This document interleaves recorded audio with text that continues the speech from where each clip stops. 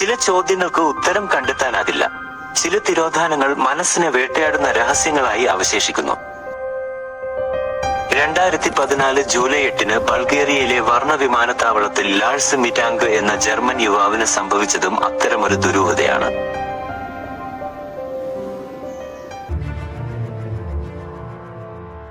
ലാഴ്സ് മിറ്റാങ്ക് എന്ന ജർമ്മൻ യുവാവിന്റെ തിരോധാനം ലോകമെമ്പാടുമുള്ള ക്രൈം മിസ്റ്ററി പ്രേമികളെ ആശയക്കുഴപ്പത്തിലാക്കിയ ഒരു സംഭവമാണ്. സുഹൃത്തുക്കളോടൊപ്പം വർണ്ണയിലെ ഗോൾഡൻ സാൻഡ്സ് റിസോർട്ടിൽ അവധിക്കാലം ആഘോഷിക്കാനെത്തിയതായിരുന്നു 28 വയസ്സുകാരനായ ലാഴ്സ്. യാത്രക്കിടെ ഒരു ഫുട്ബോൾ മത്സരത്തെ ചൊല്ലി ചിലരുമായി തർക്കമുണ്ടായി. ഇതിനിടെ നടന്ന കയ്യാങ്കളിയിൽ അദ്ദേഹത്തിന്റെ ചെവിക്കുള്ളിൽ പരിക്ക് പറ്റി. ഡോക്ടർമാർ ലാഴ്സിനെ വിമാനത്തിൽ യാത്ര ചെയ്യരുതെന്ന് നിർദ്ദേശിച്ചു.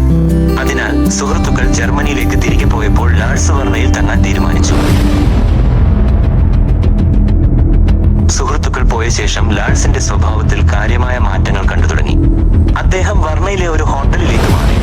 തുടർന്ന് വീട്ടിലേക്ക് വിളിച്ച ലാഴ്സ് തന്നെ ആരോ പിന്തുടരുന്നുണ്ടെന്നും കൊല്ലാൻ ശ്രമിക്കുന്നുണ്ടെന്നും പറഞ്ഞ് ഭയവിഹ്വലനായി. തന്റെ ക്രെഡിറ്റ് കാർഡുകൾ റദ്ദാക്കാനും അദ്ദേഹം അമ്മയോട് ആവശ്യപ്പെട്ടു. ഹോട്ടലിലെ CCTV ദൃശ്യങ്ങളിൽ അദ്ദേഹം പരിഭ്രാന്തനായി ഇടനാഴിയിലൂടെ അങ്ങോട്ടും ഇങ്ങോട്ടും നടക്കുകയും ജനലിലൂടെ പുറത്തേക്ക് നോക്കുകയും ലിഫ്റ്റിൽ ഒളിക്കുകയും ചെയ്യുന്നതായി കാണാം. പിറ്റേന്ന് ജൂലൈ 8 ലാഴ്സ് വിമാനത്താവളത്തിലെത്തി. വിമാനത്തിൽ കയറുന്നതിന് മുമ്പ് അദ്ദേഹം വിമാനത്താവളത്തിലെ ഡോക്ടറെ കണ്ട് പരിശോധന നടത്തി. ലാഴ്സ് തികച്ചും വിചിത്രമായിട്ടാണ് പെരുമാറിയതെന്ന് ഡോക്ടർ പിന്നീട് പറഞ്ഞു. സംസാരിക്കുന്നതിനിടെ ഒരു നിർമ്മാണ തൊഴിലാളി ഡോക്ടറുടെ മുറിയിലേക്ക് വന്നതോടെ ലാഴ്സ് കൂടുതൽ പരിഭ്രാന്തനായി. എനിക്ക് ഇവിടെ മരിക്കാൻ വയ്യ എന്ന് അലറി വിളിച്ചുകൊണ്ട് അദ്ദേഹം പെട്ടെന്ന് മുറിയിൽ നിന്ന് പുറത്തേക്ക് ഓടി. പിന്നീടുള്ള CCTV ദൃശ്യങ്ങളാണ് ഈ കേസിനെ ദുരൂഹമാക്കുന്നത്. ലാഴ്സ് തന്റെ ലഗേജുകൾ ഉപേക്ഷിച്ച് ടെർമിനലിൽ നിന്ന് പുറത്തേക്ക് അതിവേഗം ഓടുകയും ഒരു വേലി ചാടിക്കിടന്ന് അടുത്തുള്ള ഒരു കാട്ടിലേക്ക് ഓടിമറയുകയും ചെയ്തു.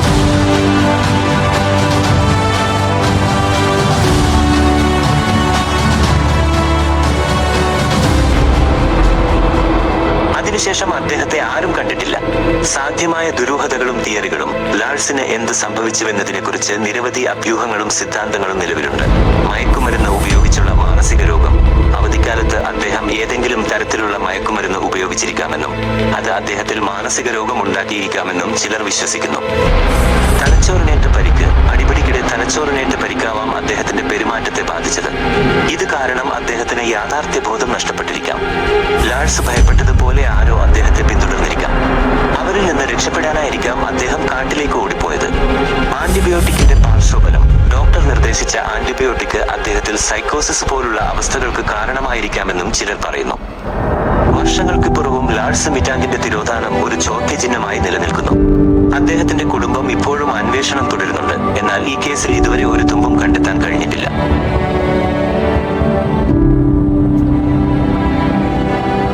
വർഷങ്ങളായി ഇന്റർനെറ്റിനെ ആകർഷിക്കുന്ന ഒരു ദുരൂഹതയാണ് ലാഴ്സ് മിറ്റാങ്കിന്റെ തിരോധാനം. വിമാനത്താവളത്തിലെ ഞെട്ടിക്കുന്ന ദൃശ്യങ്ങൾ കാരണം അദ്ദേഹത്തിന്റെ കഥ വളരെ പെട്ടെന്ന് വൈറലായി. അതുകൊണ്ട് തന്നെ യൂട്യൂബിലെ ആദ്യത്തെ കാണാതായ വ്യക്തിയുടെ കേസ് എന്നാണ് ഇത് അറിയപ്പെടുന്നത്. ലാഴ്സ് ഒരു ഇരയായിരുന്നോ അതോ സ്വന്തം മനസ്സ് അദ്ദേഹത്തിന്റെ ഏറ്റവും വലിയ ശത്രുവായി മാറിയോ എന്നത് ഇപ്പോഴും ഉത്തരം കിട്ടാത്ത ഒരു ചോദ്യമാണ്.